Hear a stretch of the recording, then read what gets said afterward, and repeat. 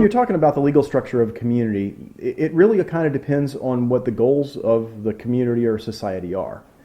And our goals are to be self-sustaining and self-contained and self-regulating if we can be.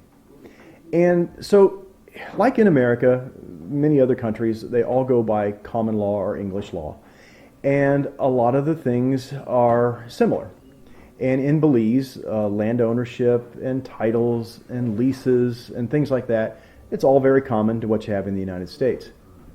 Well, our desire as a community was to be able to, as I said, self-govern. And in order to do that, there are several ways that you have to have yourself set up. And we wanted to be completely private. So we could have our own gates, take care of our own roads, not worry about, having to be continually looked after. And so in this community, we started out as just one communal title, much like many of the Amish communities or Mennonite communities do in the United States and around here. And the communal title system worked really well in the beginning. When the community wasn't real large and we didn't have a whole lot of families and everybody knew each other, it was simple because we all talked all the time and we all had a very high comfort level with one another and there was a lot of trust. But as the community started to grow and strangers moved in and people didn't get to know each other quite so well because there was just too many people, the structure had to start to change. And in this community, it's no different, and we had to also change with that. So in that, we went from being kind of a contractual partnership of owners in the beginning to a community of lifetime leases is how we have decided to go about that. And with the lifetime lease, you basically have all of the rights of the property for a lifetime or for 99 years. And you have full ownership of everything on there, from the trees and the plants and the fences and the gardens and the houses and the barns, you name it. All of that is privately owned by the individuals who buy them or build them or lease them.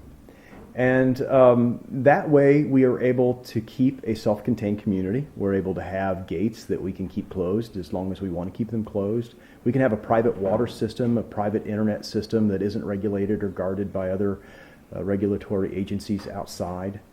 And for us, that's kind of important. We like to be in control of our own resources. And the type of structure and system that we have set up here in the past, and now that we have also morphed into, allows us to do that. And that's not for everybody, and we're fine with that. I mean, some people, they like different forms of ownership, or they like total communal housing type of projects or whatever. And we tell people there'll be those type of places that they can go find, and we encourage them to do so. But for us, it's about micro farms, sustainable homesteads, people coming down here and being able to live simply, but yet in a communal nature that gives us the things of community that we want without having to always share everything in common.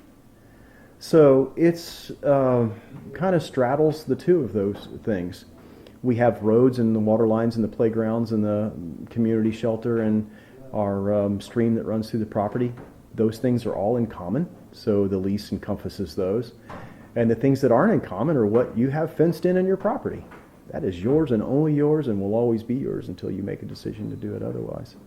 So that's our structure. It's pretty simple, and it works really well for us, and it's thought of well in Belize. So.